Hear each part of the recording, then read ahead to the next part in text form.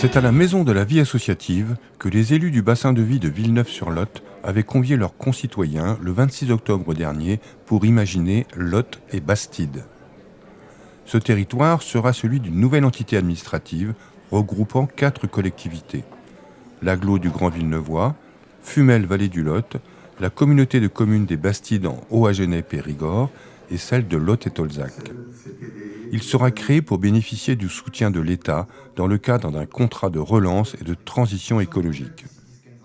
Ce contrat, établi sur 6 ans, est un nouveau plan de développement. Il intègre les ambitions de la transition écologique et comprend en premier lieu un diagnostic de territoire et une démarche de concertation citoyenne. C'est une volonté de l'État.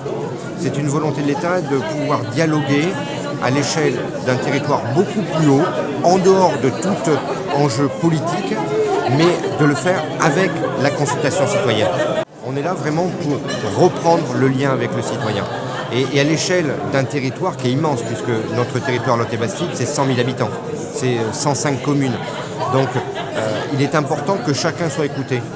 Et nous, les élus, nous devons nous servir de cette force vive pour développer notre territoire, le valoriser, faire venir de l'argent et développer des projets.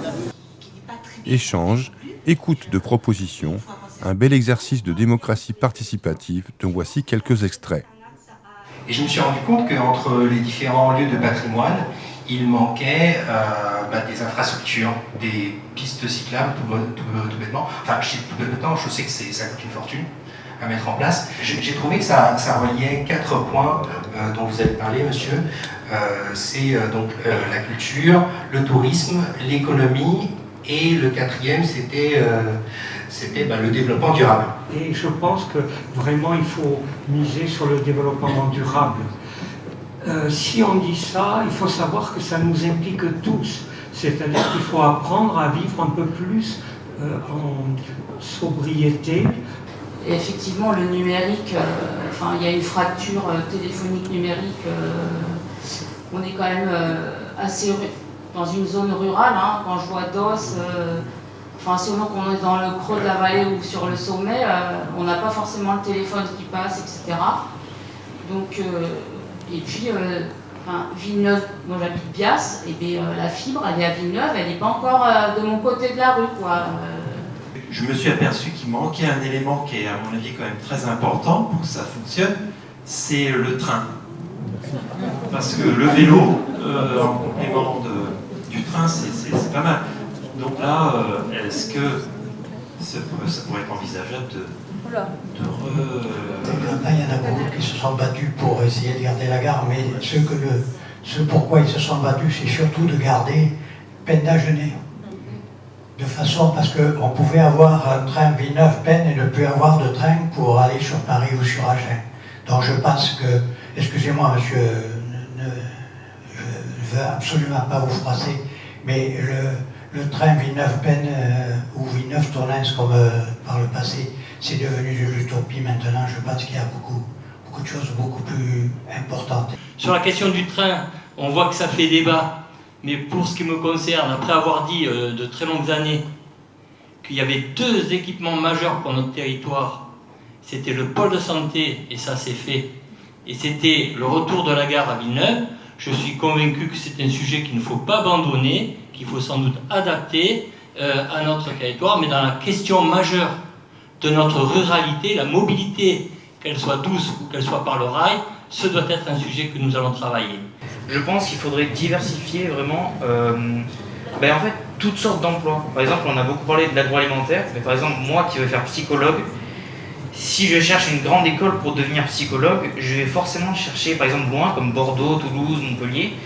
Et je pense que c'est vraiment le travail entre guillemets supérieur, je dirais au-delà du bac, qui est peut-être pas assez démocratisé ici, on va dire dans les alentours, Villeneuve, Agen.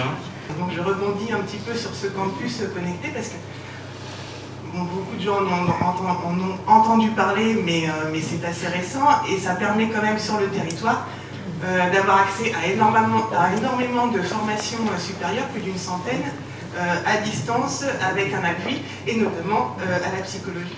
Je trouve qu'on n'est pas assez informé de ce qui peut se trouver dans la région. Là, en écoutant, j'ai pu apprendre qu'il y avait toutes sortes de choses justement pour les études, notamment avec le campus.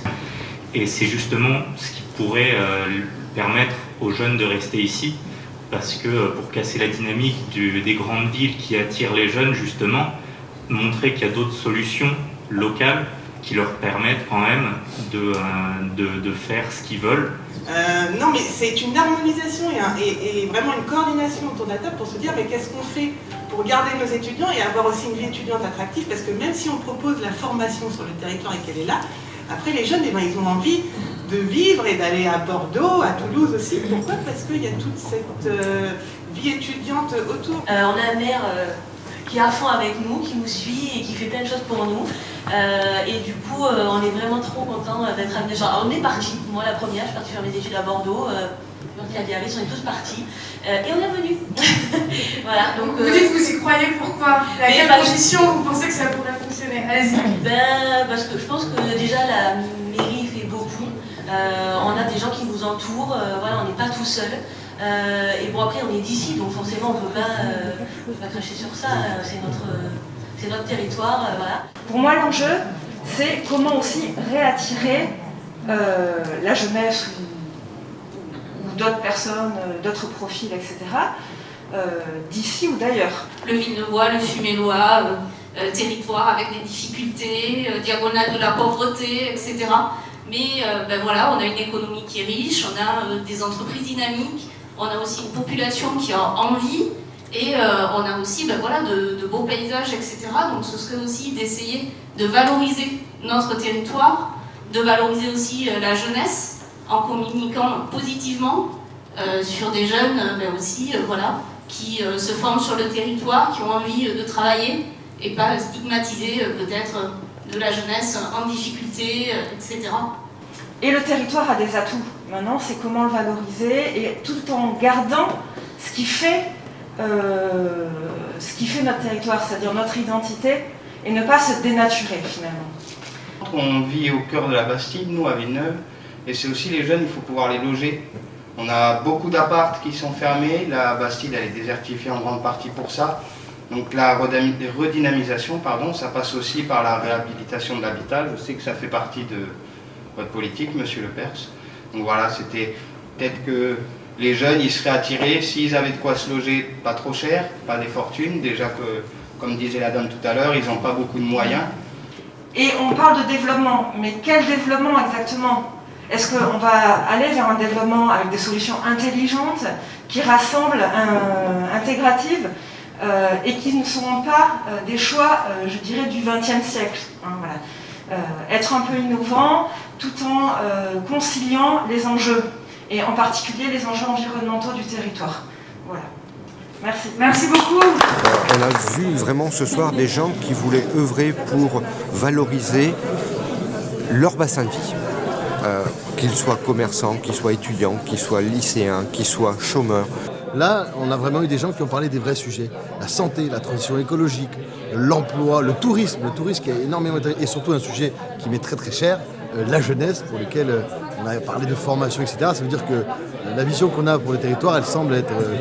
elle correspond à ce qu'ont vit aujourd'hui nos concitoyens. Parce que sur la vallée du Lot, on a des projets qui sont communs, voire complémentaires, et c'était important de pouvoir en discuter. Et je voulais surtout le confronter avec le territoire. Et ce soir, on voit que non seulement ça plaît, puisqu'il y avait beaucoup de monde, et aussi qu'on a un territoire commun qui est la vallée du Lot. Et ce soir, ça se ressent vraiment, et j'allais dire, ça nous récontente avec des thématiques, qu'on soit à Fumel, à Montflanquin, à Villeréal, dans le Haut-Tolza ou à Villeneuve, on a les mêmes problématiques et les mêmes envies pour demain.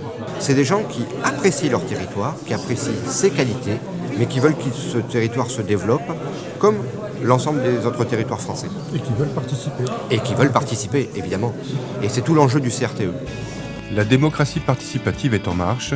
D'autres réunions, thématiques celles-là, sont prévues dans le cadre du contrat de relance et de transition écologique de ce nouveau territoire, désormais baptisé Lot et Bastide, et qu'il reste encore à imaginer.